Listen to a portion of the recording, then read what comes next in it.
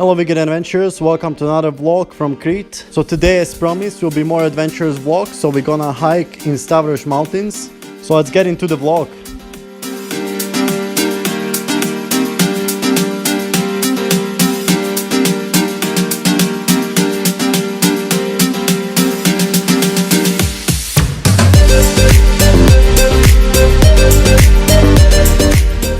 Sanya's father is gonna drop us off at a monastery in the middle of Stavros mountains. So first we went around the mountains and now we're following this unpaved road through the mountains up the hill.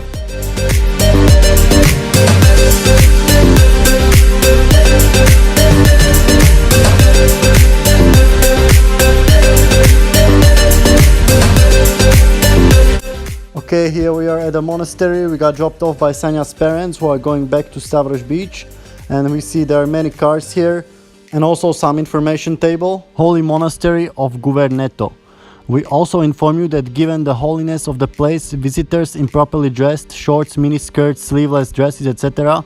are not allowed to enter the holy monastery, nor its dependencies, Panagia, Arkondisia, Catolia, Cave of St. John's, etc. and that smoking, taking photographs, filming, tape recording, camping, caravanning and picnicking are forbidden in the entire area of the holy monastery, as well as bathing and fishing at the beach of mouth of the gorge. So you see, some of these rules are totally ridiculous, like not wearing shorts in 35 degrees Celsius or cannot take photographs. Like, what is all that about? And you bet I'm gonna jump into the water and the gorge and swim around. Stupid rules are there to be broken. And by the way, they made a business from this, so if you want to access the trail, this is the only place. Otherwise they have a fence all around and you have to pay 2.5 euros for this.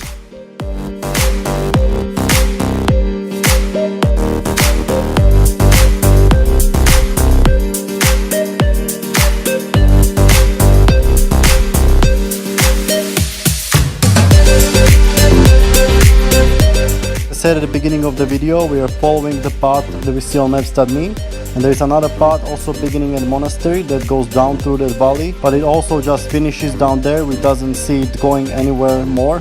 We also see there are some old constructions or some ruins, so maybe that's where it goes.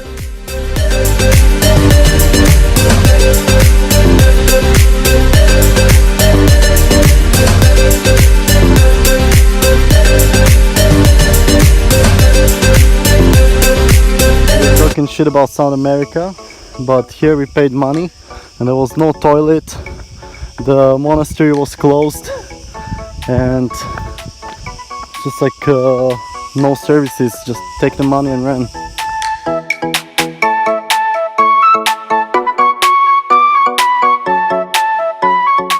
So the path from monastery all the way to the gorge down there should be around 2 kilometers and 250 meters elevation, should take around 2 hours. And after that we're gonna follow the path all the way to the Stavros beach behind those mountains.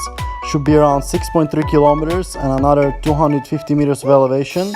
So you see, there is not much elevation, but in this heat it's gonna be quite an effort.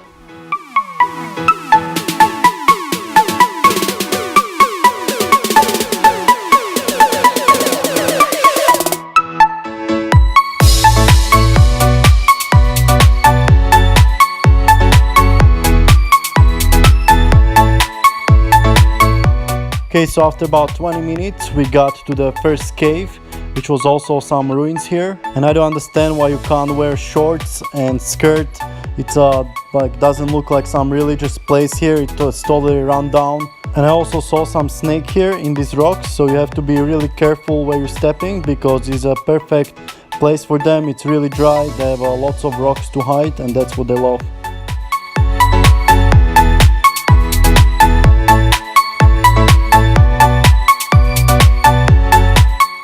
Okay, so here we are at the entrance. It's called Arco Diotisa Cave, so pretty complicated name. And you have a bell here and some kind of church chapel on the left. I can't believe that this is not even a real church, but they have these prejudices that you can't enter here with the shorts and things like that. It's just ridiculous.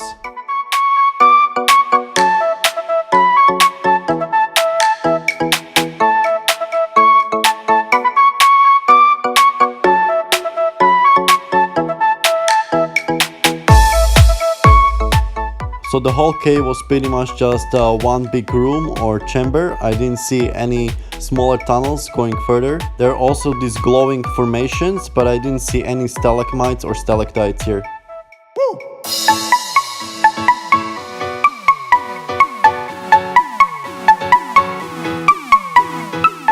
We see another glowing rock, so I don't know what kind of mineral this is, but it's quite interesting.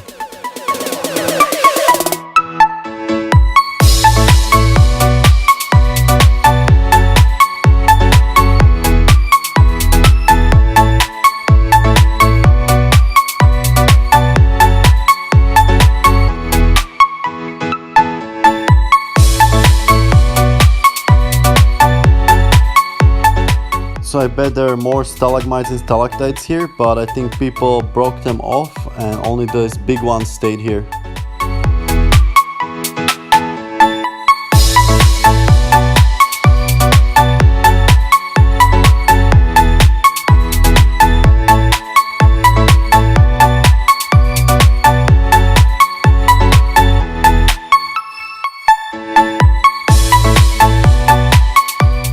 You see there is a fence around the cave, so it's probably so people can't enter some other way and they have to pay a ticket up there at the monastery.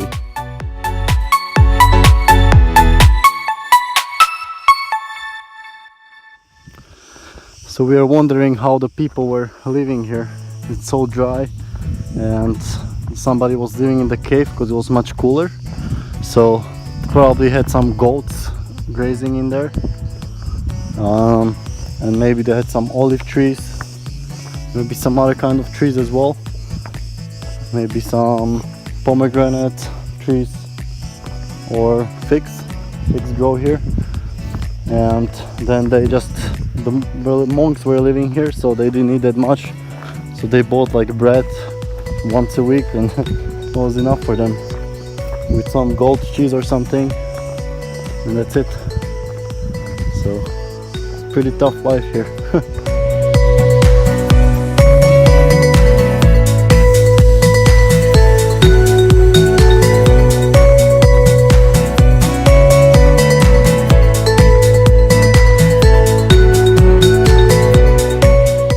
And here we got to this man-made rock formation, and we didn't know what's the purpose of this. We thought it's some kind of cave entrance or something.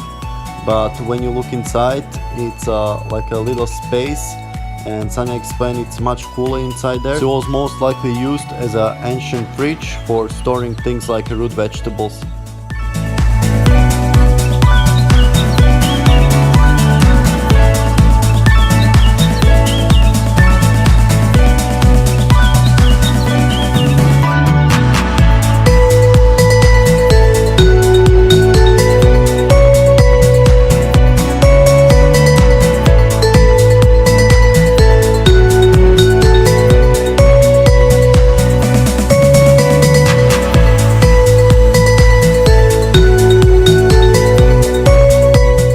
Since the beginning the path was descending, and now we have this deep canyon on the right side with the great views.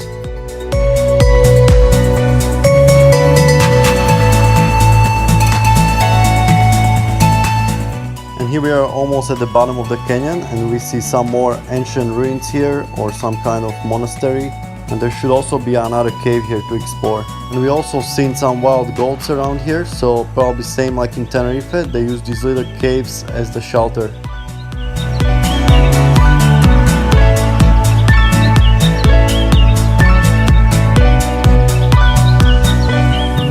And in about a minute we got the cave of the hermit John.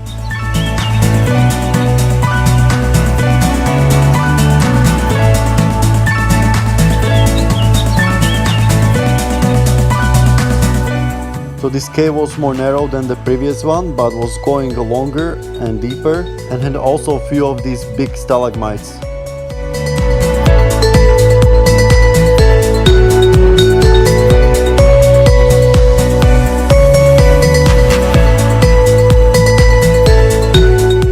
So after about 30-40 meters the cave finished, and I couldn't see to go any more further, so we decided to go back.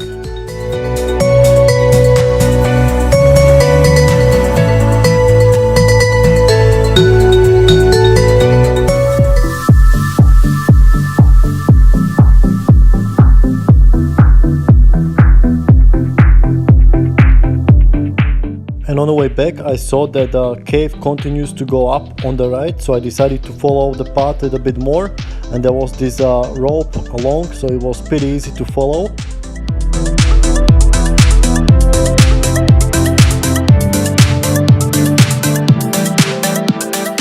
And the terrain was quite rocky, but the cave kept going more and more. But I kept calling back at Sanya every once in a while, so she knows that I'm okay.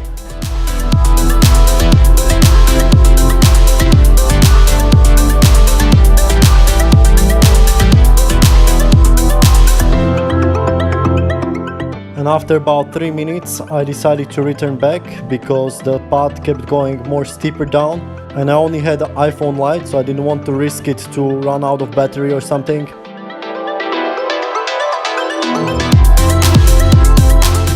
But caving is definitely interesting activity, and I would like to get more into it, especially with some professionals that go deeper in the cave. Because amateur caving like this can be quite dangerous, especially if you run out of battery and go the wrong way.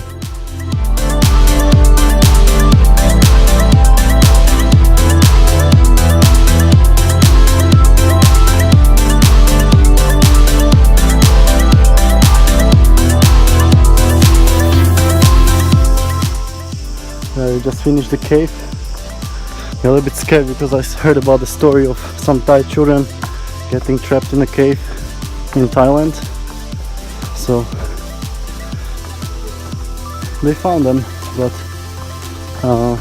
they don't know how to get them out because there's blood everywhere.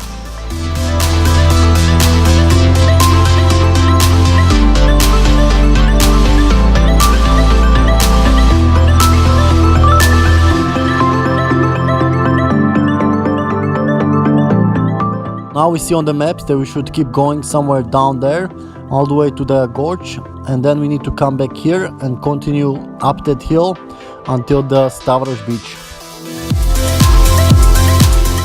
So this monastery is pretty big, and I think there was lots of people like monks living here before, but today is just the ruins and we haven't seen anybody here.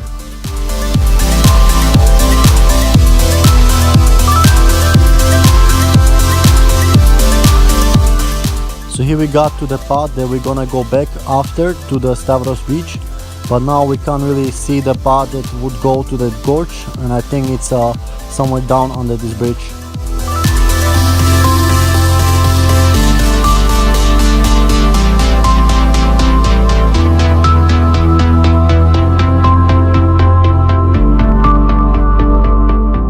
So it's definitely down there. We even see some tourists coming there, but we just don't know how to get there.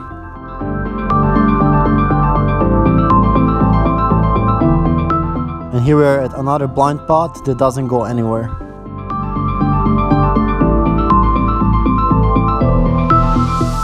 Okay, it's around 2 o'clock and it took us good 10 minutes to find the path under this bridge where we should keep going. And from here should be another 20 minutes till the gorge. Let's do it.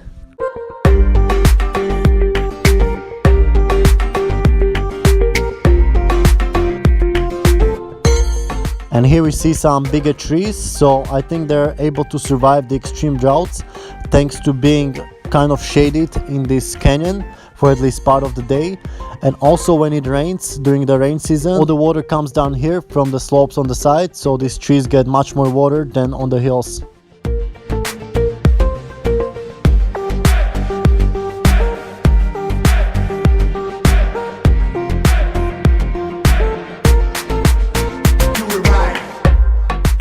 The bottom of this canyon definitely looks like there was a river flowing through here before, and the reason for this could be that thousands of years ago, before human intervention, there was an actual river flowing here, but the humans took all the water and directed it somewhere else.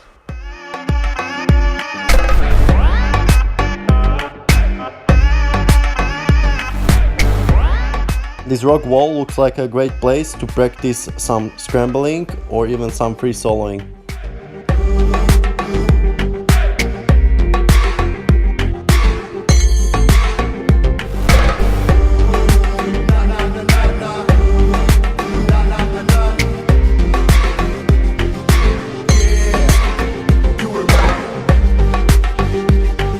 Okay, so after about 20 minutes from that big monastery, we arrived to this gorge called Katoliko Fjord.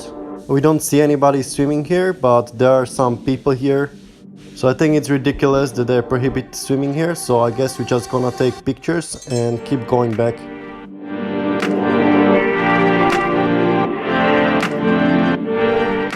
But then we saw this guy jumping in the water, so we thought it's a ridiculous rule that has to be broken, so we're definitely gonna swim too.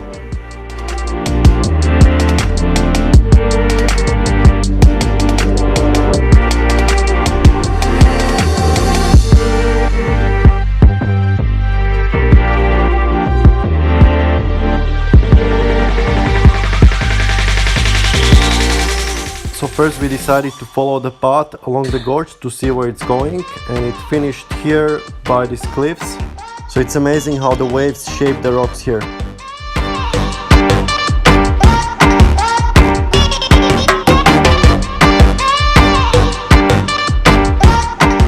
Then I saw these rock formations, and it was unlikely that this was all caused by waves and nature.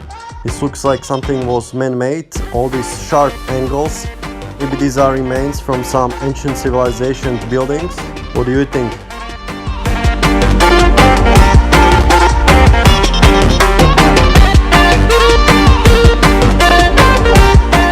And here I decided to break stupid religious rule and jump in straight into the holy water.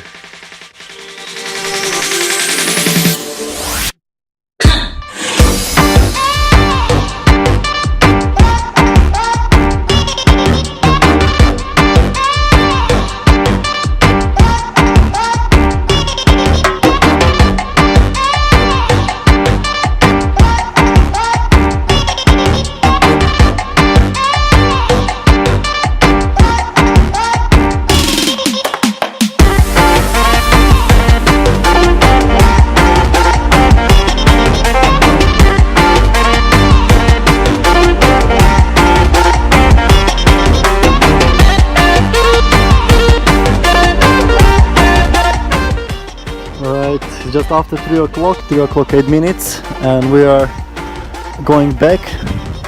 So this was a nice place for swimming, snorkeling, and also cliff jumping. Just have to be careful for the rocks.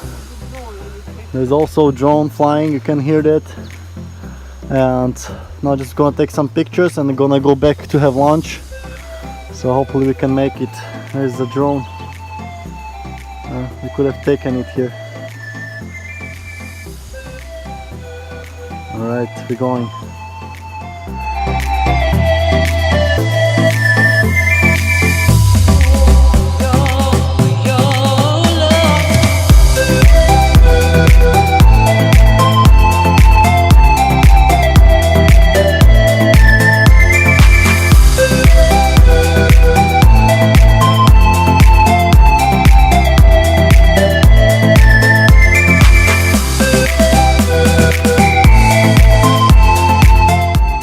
Okay, we're leaving this lagoon, fjord or gorge, whatever you want to call it, and we have 20 minutes back to that monastery where we're gonna have lunch, where it's more shade. And I wouldn't worry too much about that religious rule that you can't swim in this holy water. Everybody knows it's ridiculous, the nature and scene doesn't belong to the church. There was nobody even controlling it here. The place was also quite peaceful, there was only one more couple there. This was at the beginning of July, so the peak season.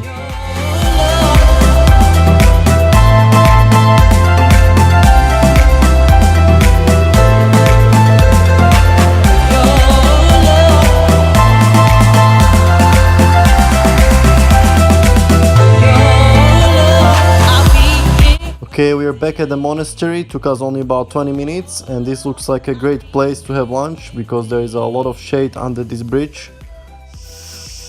Alright, it's 3:31 and we are having lunch right now under the bridge.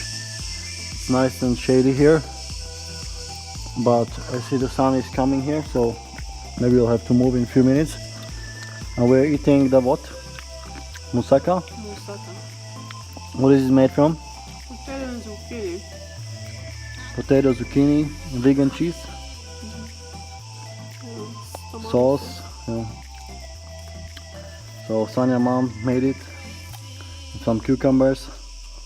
And I have leftover rice from yesterday with the lentil soup. No excuse to go vegan, even on a hike like this.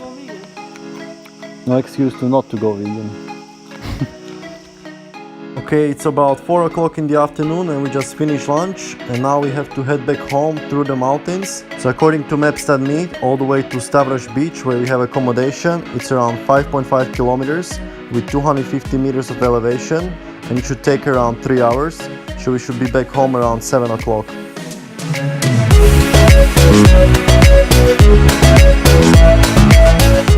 So it seems like we're gonna be following these blue signs along this canyon again of the dried up river. Even though the path seems really rocky, at least we're gonna be in some shade. And as you're walking through this canyon, I noticed there are many little caves and holes everywhere on the side of the wall. If you had an X-ray vision, you would see that there's many caves inside these mountains, but many of them are not big enough for a human to get through and probably don't even have exit.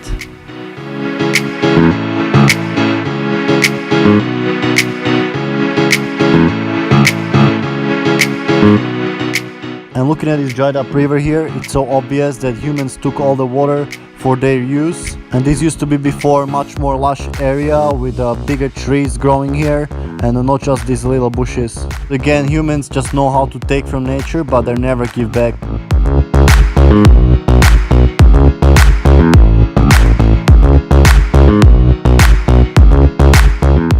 So it seems like this spot is not really used a lot and not many people are walking here. I think most people just go from that monastery up there all the way to the canyon and back. And we thought we're gonna go back through the top of the mountains, but judging by the elevation, only 250, it's obvious that most of the way we're gonna go through these canyons and other valleys.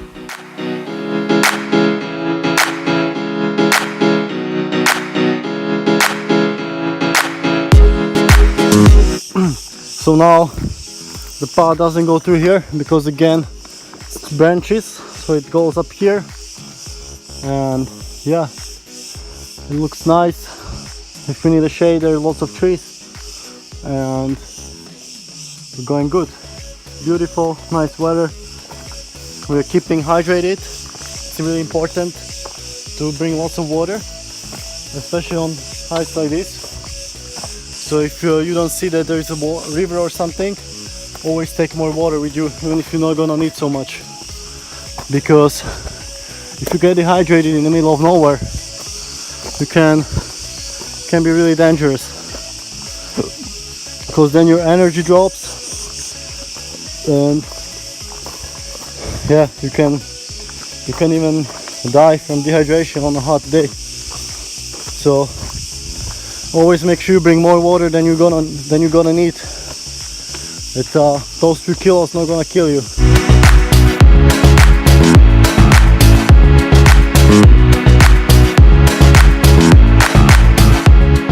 So in the middle of summer, it's really important to protect yourself against the sunburn. Like Sanya is wearing the towel on her shoulders. It's great that there is more shade here in this canyon, and there is also more trees to protect ourselves. We're both wearing the hats with the shield to protect our face. It will be even better to buy the one that protects your neck as well. And here we got a first view of the hills.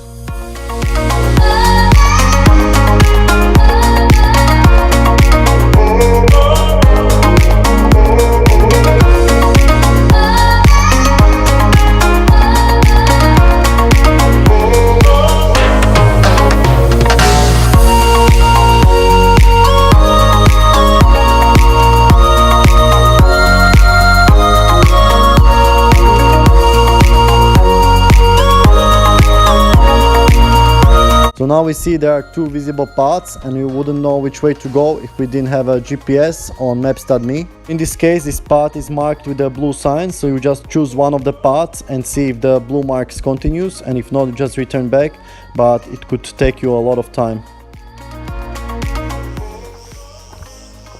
So we hear some bells.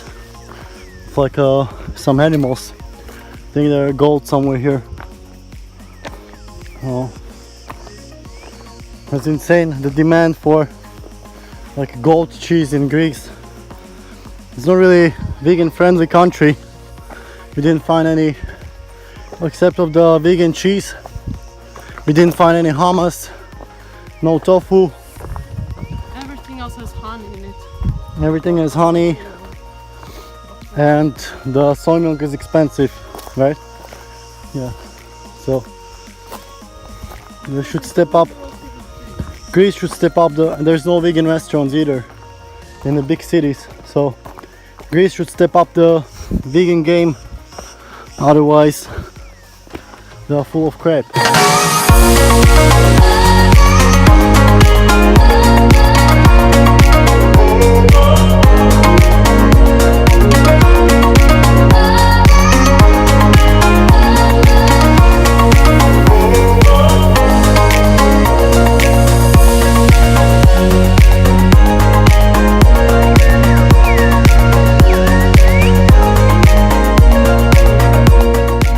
And in this area we see more trees, and there are probably olive trees that can survive extreme droughts, similar to fig trees that we saw on our first hike near Chania. You see all the trees are not very tall, maybe 10 meters the most, because they don't get so much water to get more taller.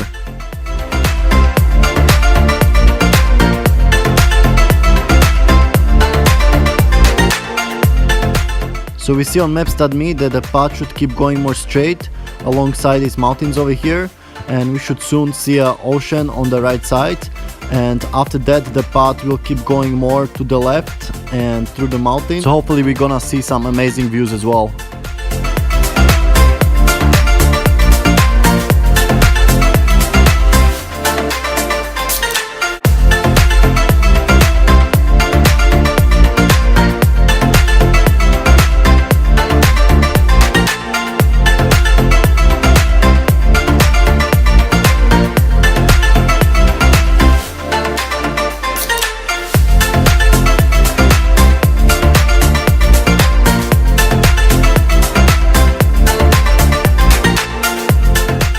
Okay, now we got out of the canyon onto this more open area. You see everywhere looks quite rocky, maybe that's why the trees have a harder time growing here. Despite that, I still see some bigger trees around that have adapted to this dry environment.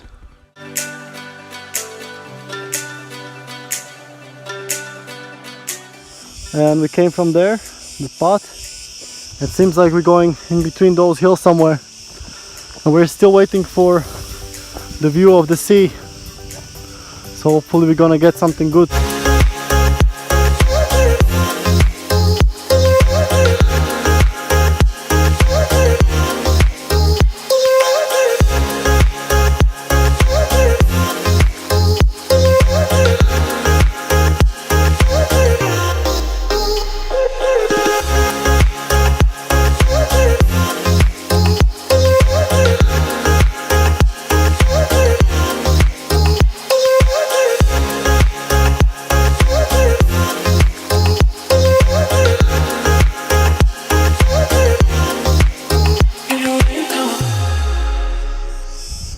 Alright, it's almost 5 o'clock and we're just still going through this. There's much less trees and now we have a crossroads. So here it's on the map a few hundred meters somewhere. Maybe there's gonna be a view, and otherwise we have to keep going up here and then I guess up there, and then from there it just goes down like that around the hills. So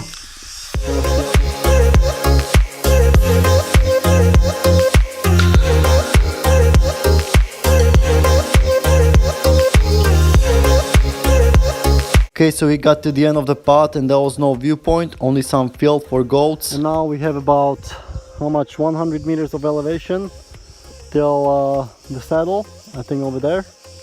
And then it's all the way down, like 3 kilometers. So the maps.me says we should be there in about 1 hour, but I think it's more like 2 hours. Because it took us about 1 hour till here, and it was only, what, 1.5 kilometers. So I think we're gonna keep going faster, so we'll see. Let's do it.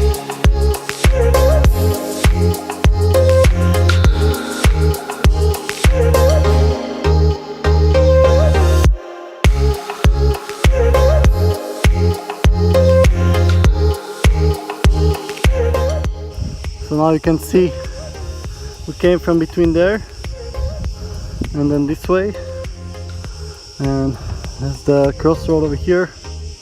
We kept going till there, and then hopefully we're gonna see ocean much better.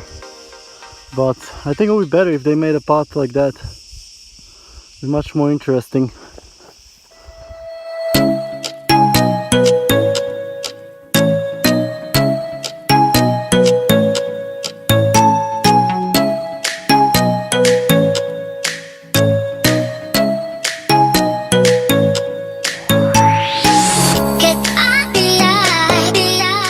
Now we're getting onto the other side, and this is the holy guacamole right there. Oh, wow, I didn't expect to be like this. So now I guess we're just gonna keep going down here, and then through the valley we're gonna come out on the other side.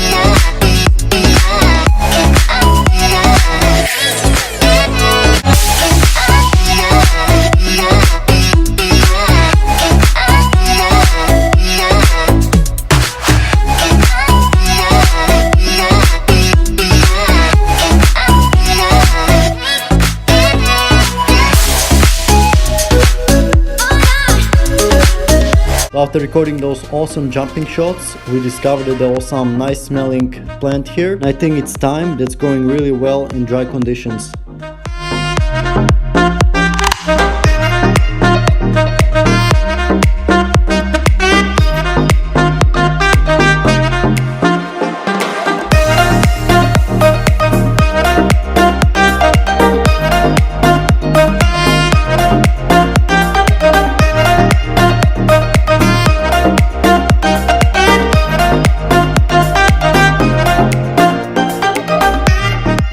Here we saw some wild goats, so it's incredible how these goats are able to survive in this dry environment, eating only these dry bushes. And I'm not sure if they're drinking any water at all or just surviving from this plant, because from the beginning we haven't seen one fresh water source.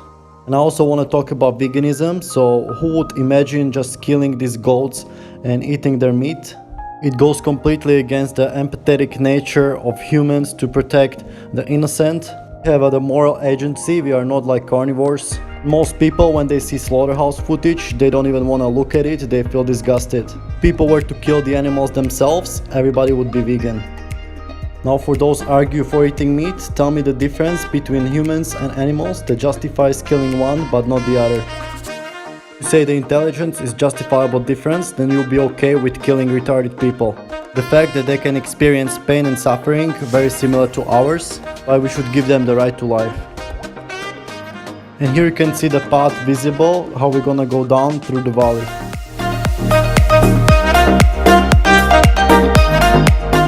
So we just descended from up there, and I noticed that on this side that is facing the south is even less trees than on the other side that we came from. And it's probably because the north side is more shady throughout the day.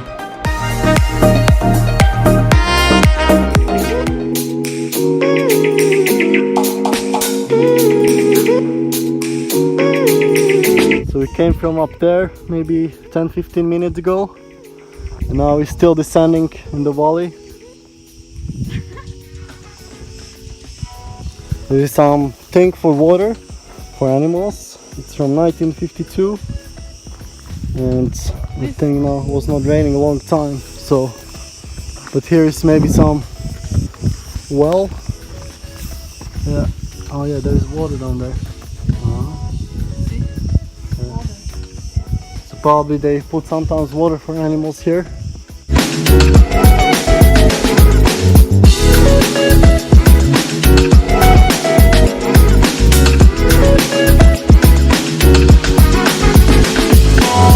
With your loving shot.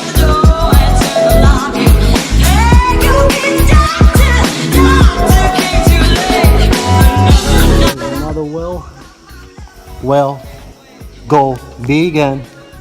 Go vegan, guys. Don't harm the animals.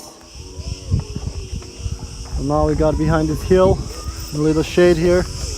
Gonna take a little break. It's almost 5:45, so should be hiking about 1 hour and something.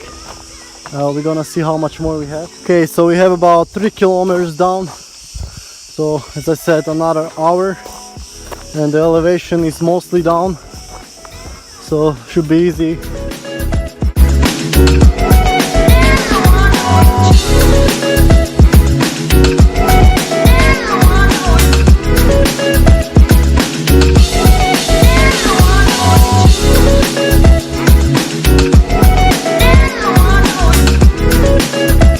Through another, like a canyon with lots of rocks, so it means that there was a river before here.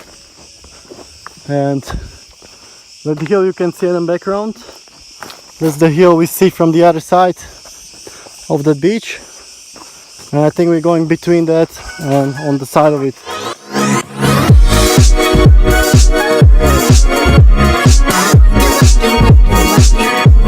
Got you thinking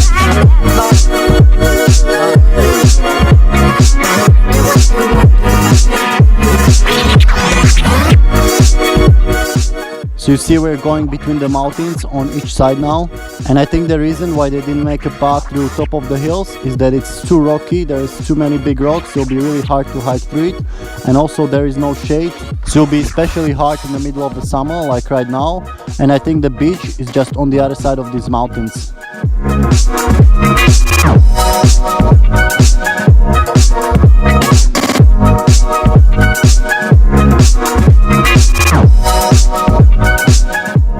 So now we got a view of the other side. You can see a little bit of the sea there, and in the distance there is the city of Chania that we've been before. So now we just have to descend down and go on the right side around this mountain.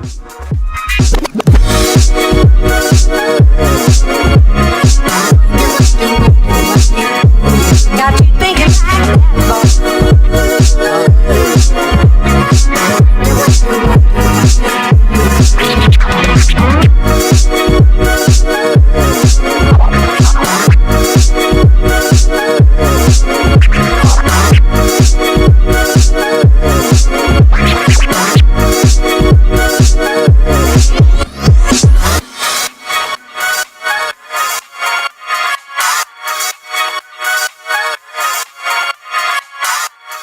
Okay, so now we got even better view. You can see more of the sea, and you can see that Crete is quite hilly, so it'll be a great idea to come here in a cooler time, like in the winter. As I said, Crete has kind of like subtropical environment, so the temperatures in winter are still mild and great for hiking. Crete has actually some high peaks, the highest one, Mount Ida, 2,456 meters.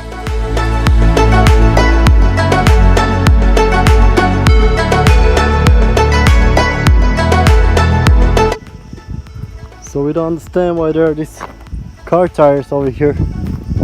It's really weird. Huh. I don't know why they put them here.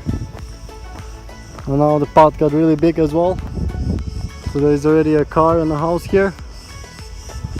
So we are pretty near the main road.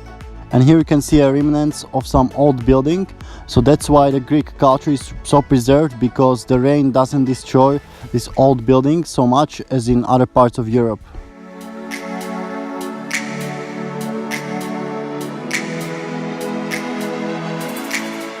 So there are actually two peaks that are over 2,400 meters in Crete. The one, as I mentioned, it's called Mount Ida, 2,456 meters, which has the highest prominence from sea to summit in Greece. And the other one is Lefkaori, and there are 9th and 10th highest peaks in Greece. So we came from behind there somewhere, behind these mountains, and here. It's not so scary, this hike. Sanya's parents are freaking out. Where the hell are we going? But easy hike. We'll do it again.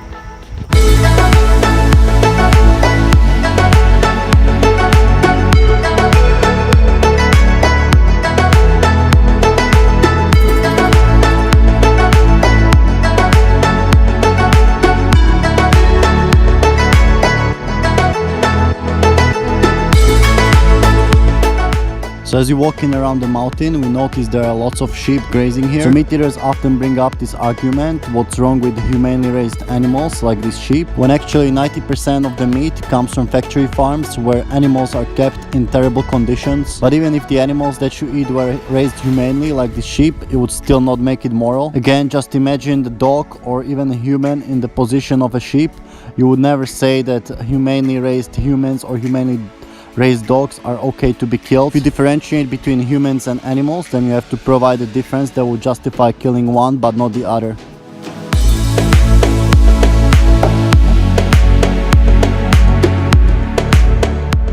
And another argument is humanely killed animals. So animals are usually killed very young, only as a children. They only live about 10% of their natural lifespan.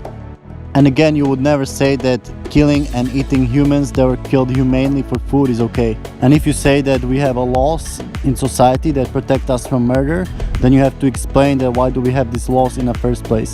You would come to conclusion that we have these laws in place because we see that humans are sentient beings capable of experiencing subjective reality and pain and suffering just like the other animals. So we just finished with that big pot there.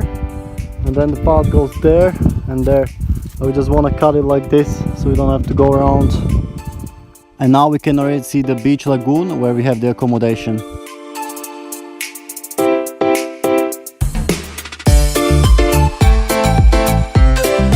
It's 6:30 right now.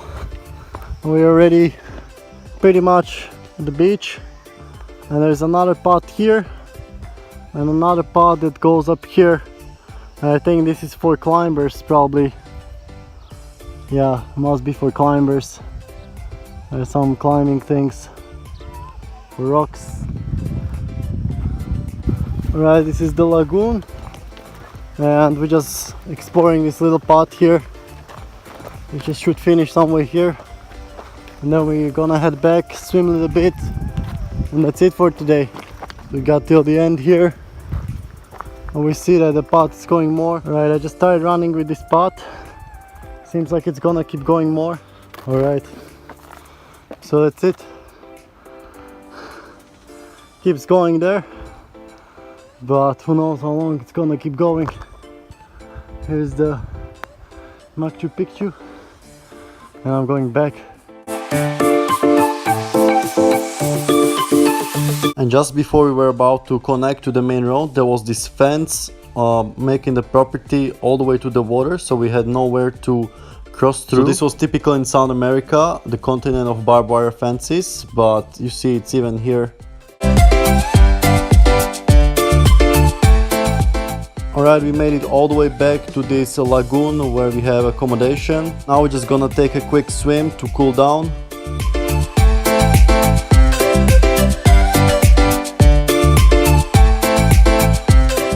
So I would definitely recommend this hike. You have the caves, you have that gorge, amazing views. Especially if you live in Stavros, it's great to get somebody to drive you till the beginning at Monastery and then you can do a through hike like we did. If you don't live in Stavros, you can just park the car in Monastery and just hike to the gorge and go back.